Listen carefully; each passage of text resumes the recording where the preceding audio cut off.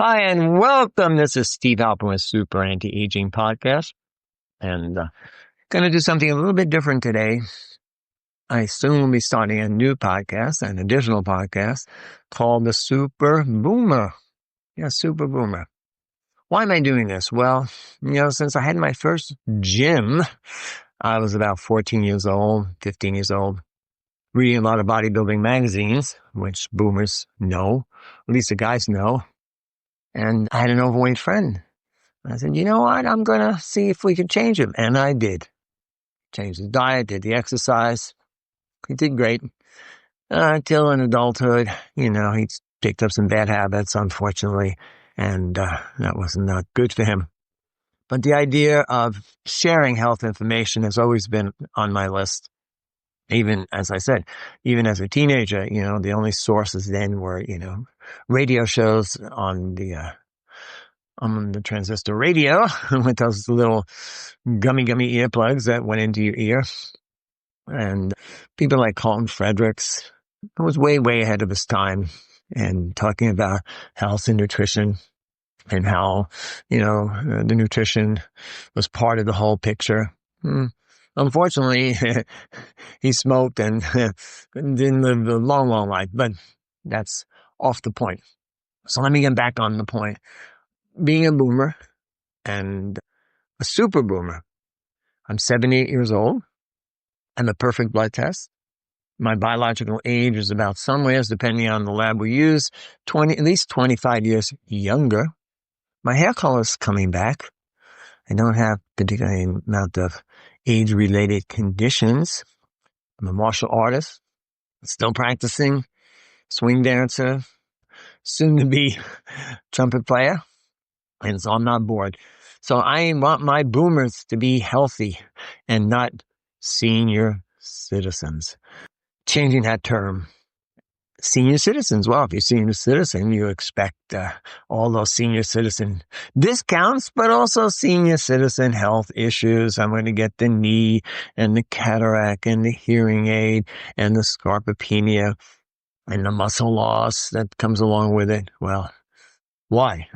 And of course, the brain, memory and concentration, brain fog, dementia, maybe even Alzheimer's. So my purpose, and I do a lot of research. I listen to YouTubes, dozens and dozens of YouTubes, and I do my own homework. I love doing medical searches and reading studies, and then consulting with a lot of my integrated medical practitioner colleagues and friends, and to share this information. So that's going to be the perspective of Super Boomer. And it'd be great, to do some nice interviews. I see some really interesting interviews of this young guy. I think he's like about 29 years old, and he's interviewing people who are supposedly 104, 106, and very high functioning. Well, I have a little skepticism. My grandfather, who we don't really know, he said he was always 10 or more years than he actually was. So people can say, oh, well, you look so good, Arthur, for like 90. And maybe he was 75 or maybe 80. I don't know. But he lived a good life. He always walked, always walked, and spoke, 12 languages. And that was a lot of fun going out with him. So that was a good example. Good example. So it's not just genes. Remember, a lot of it has to do with lifestyle. So I'm in the process of creating, and I'll keep you posted, starting a Steve Longevity program. But as part of the Steve Longevity program, I'm going to start a club. And the club is going to be Super Boomers. All right, Super Boomers. Place to share information. I'm getting a lot of, so-called senior citizen benefits, but now we're boomers. I'm going to make changes and not get bored. So let me give you a quick update on what's going on. I'm investigating I live in New York City, and there's a lot of longevity centers popping up all over. And I'm going to visit as many as I can. Some are actually doing hyperbaric oxygen and peptides. There's one even doing ketamine, and let's see what they're doing. Meanwhile, let's get into some practical. A new test has been developed. It's not on the market yet, that actually measures, this is really, to me, super interesting. Organ age. Not just general biological age, but the age of specific organs, using different algorithms, I guess blood tests, and I don't know all the details, but it seemed very, very promising. So how old is your heart? How old is your liver? How old is your pancreas? How old is your microbiome? That's so important, because if we target those, and in functional medicine, we're moving with the aid of AI and more available testing, even consumer testing, direct consumer testing, to what I call personalized medicine, personalized nutrition. I'll give you a really interesting example. There, big growth, obviously now, I say obviously because of the legalization of cannabis, and a lot of boomers who were previous users but there's a lot of people who never really did cannabis. And the problem is, and I've seen this, is individual response. I tell people, make sure you get a test. What kind of test? Well, the test will measure the genes that process the cannabis.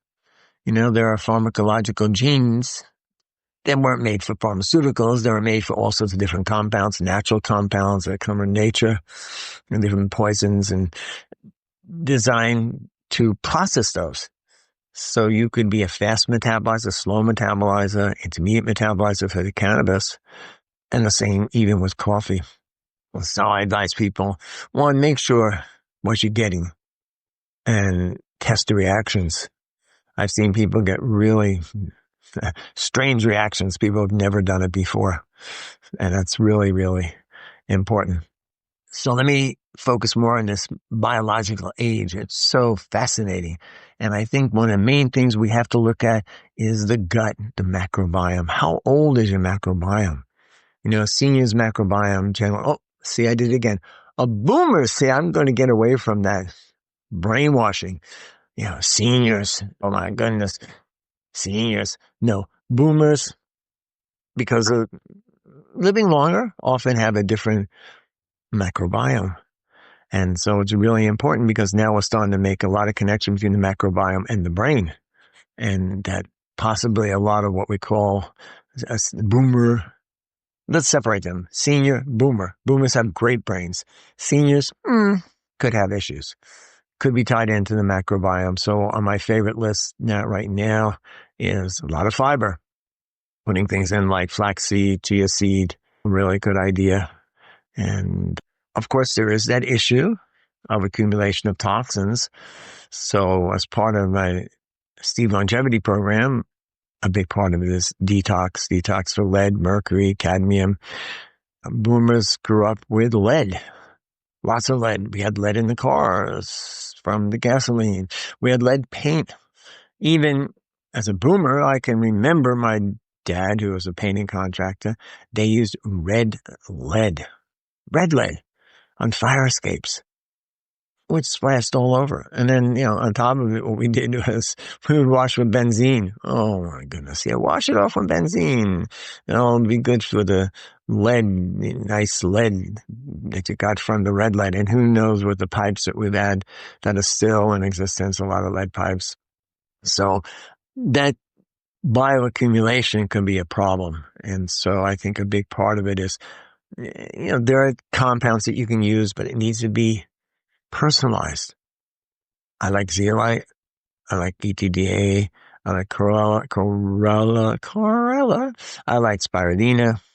I like fiber. I like specific microbiome probiotics, but it has to, again, be personalized. So I'm going to make these podcasts a little bit shorter than my normal podcasts, because I want to see response, comments, questions, people can go to stevenlongevity@gmail, and if you have a specific issue, and I hope I don't get too bombed with spam on that one. And let me know how you like this podcast in this direction. So again, this is Steve Alperman, Super Anti-Aging Podcast, soon to be Super Boomer Podcast.